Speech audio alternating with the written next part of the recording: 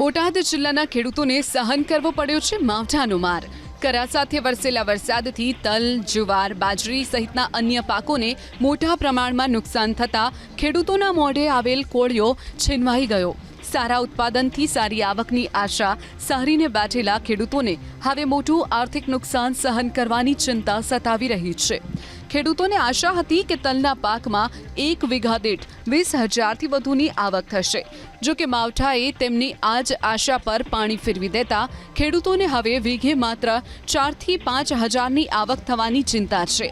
ખેડૂતોની માંગ છે કે પાક નુકસાનીનો સર્વે કરીને સરકાર સહાય આપે।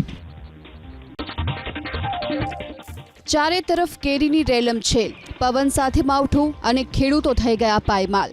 ટીવી સ્ક્રીન પરના દ્રશ્યો સુરત જિલ્લાના ઓલપાડ તાલુકાના છે।